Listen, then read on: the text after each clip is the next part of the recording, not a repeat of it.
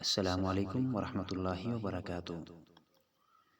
روزانہ اسلامی اصلاحی اور سبق آموز واقعات جاننے کے لیے ہمارے چینل کو سبسکرائب کریں۔ ایک گاؤں میں ایک باپردہ خاتون رہتی تھی جن کی ڈیمانڈ تھی کہ شادی اس سے کریں گی جو انہیں باپردہ رکھے گا۔ ایک نوجوان اس شرط پر نکاح کے لیے رضامند ہو جاتا ہے۔ دونوں کی شادی ہو جاتی ہے۔ وقت گزرتا رہتا ہے یہاں تک کہ ایک بیٹا ہو جاتا ہے۔ ایک دن شوہر کہتا ہے کہ میں سارا دن کھیتوں میں کام کرتا ہوں، کھانے کے لیے مجھے گھر آنا پڑتا ہے جس سے وقت کا ضیاع ہوتا ہے، تم مجھے کھانا کھیتوں میں پہنچا دیا کرو۔ بیوی راضی ہو جاتی ہے۔ وقت گزرتے گزرتے ایک اور بیٹا ہو جاتا ہے جس پر شوہر کہتا ہے کہ اب گزارا مشکل ہے، تمہیں میرے ساتھ کھیتوں میں ہاتھ بٹانا پڑے گا۔ یوں وہ باپردگی سے نیم پردے تک پہنچ جاتی ہے اور تیسرے بیٹے کی پیدائش پر اس کا شوہر مکمل بے پردگی تک لے آتا ہے۔ وقت گزرتا رہتا ہے یہاں تک کہ اولاد جوان ہو جاتی ہے۔ ایک دن یوں ہی بیٹھے بیٹھے شوہر ہنسنے لگا۔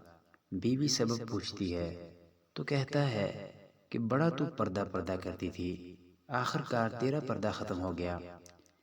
کیا فرق پڑا پردے اور بے پردگی کا، زندگی تو اب بھی ویسے ہی گزر رہی ہے۔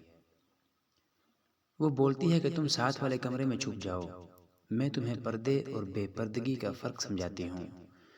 شوہر کمرے میں چھپ جاتا ہے۔ عورت اپنے بال بکھیرے رونا پیٹنا شروع کر دیتی ہے۔ پہلے بڑا بیٹا آتا ہے، رونے کا سبب پوچھتا ہے، کہتی ہے تیرے باپ نے مارا ہے۔ بڑا بیٹا ماں کو سمجھاتا ہے کہ اگر مارا ہے تو کوئی بات نہیں، وہ آپ سے محبت بھی تو کرتے ہیں، آپ کا خیال رکھتے ہیں۔ وہ سمجھا بجھا کر چلا جاتا ہے۔ عورت پھر سے رونے کی ایکٹنگ کرتی ہے اور منجلے بیٹے کو بلا کر بتاتی ہے کہ تیرے باپ نے مجھے مارا۔ منجلے بیٹے کو غصہ آتا ہے، وہ باپ کو برا بھلا کہتے ہوئے ماں کو سمجھا بجھا کر چپ کروا کر چلا جاتا ہے۔ آخر کار عورت یہی ڈرامہ چھوٹے بیٹے کے سامنے کرتی ہے۔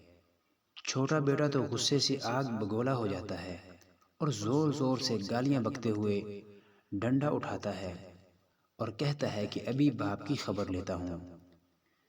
پھر عورت شوہر کو بلا کر بولتی ہے کہ پہلا میرے پردے کے وقت پیدا ہوا تو اس نے تیرا پردہ رکھا، دوسرا نیم پردے کے زمانے میں پیدا ہوا تو تیری آدھی لاج رکھ لی، جبکہ تیسرا جو مکمل بے پردگی کے زمانے میں ہوا تو وہ مکمل طور پر تیری عزت کا پردہ اتارنے گیا ہے۔ حاصل کلام، پردہ عورت کا فطری تقاضا ہے جو خالق مرد و زن کی طرف سے قاعدہ بھی ہے۔ آپ کو یہ ویڈیو کیسی لگی؟ ویڈیو کے بارے میں اپنی قیمتی رائے سے کمنٹ سیکشن میں آگاہ ضرور کیجیے گا۔ شکریہ۔